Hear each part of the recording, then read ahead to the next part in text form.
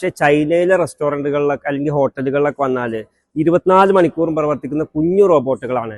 ഇവരാണ് room boys ആയിട്ട് work ചെയ്യുന്നത്. നമ്മൾ റൂമിൽ എന്ത് സാധനം ആവശ്യപ്പെട്ടാലും ആ സാധനങ്ങളൊക്കെ നമുക്ക് റൂമിൽ എത്തിച്ചേരുന്ന ഈ കുഞ്ഞു റോബോട്ടുകളാണ്. നമുക്ക് അവരുടെ പ്രവർത്തനങ്ങൾ എങ്ങനെയൊക്കെ ഒന്ന് നോക്കിയാലോ. നമുക്ക് ഇവന്റെ കൂടെ പോയിട്ടേ എന്തൊക്കെയാണ് ചെയ്യുന്നത് എന്ന് നോക്കാം. ഇപ്പോൾ ഹോട്ടൽ റിസപ്ഷനിൽ നിന്ന് ഇങ്ങനെ ഇറങ്ങി ഇനിയിപ്പോൾ ഇത് പോകുന്നത് എനിക്ക് തോന്നുന്നത് നമ്മൾ ലിഫ്റ്റിന്റെ അടുത്തേക്കായിരിക്കും. ഒന്ന് പോയി നോക്കട്ടെ.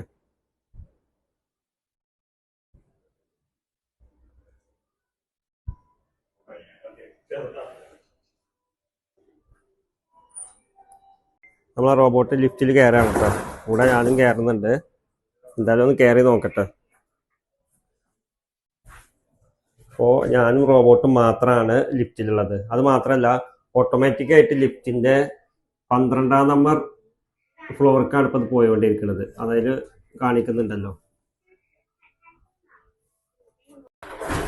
നമ്മളെ ഡോർ ഓപ്പൺ ആയിട്ട് റോബോട്ട് പുറത്തിറങ്ങിയിട്ട് ഇനി ഏത് റൂമിലേക്കാണോ ബുക്ക് ചെയ്തിട്ടുള്ളത് ആ റൂമിലോട്ടാണ് പോയിക്കൊണ്ടിരിക്കുന്നത്. നമുക്കറിയില്ല ഏതാ റൂം. അതിലേറെ പ്രശ്നം ഈ നമ്മൾ ഇങ്ങനെ ചെന്ന് നമ്മളിത് കാണാൻ വേണ്ടിയിട്ട് എടുക്കുകയാണ്.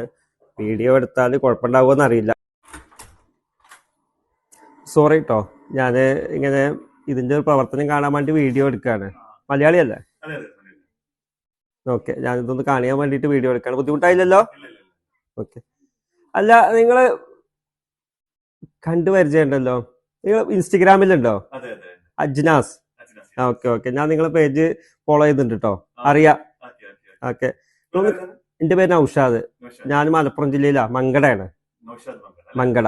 ജസ്റ്റ് ഒന്ന് കാണാൻ പറ്റുമോ? താഴെ ഒന്ന് വരുമോ? ആയിക്കോട്ടെ. ഒന്ന് താഴെ വരും. ശരി. ഓക്കെ.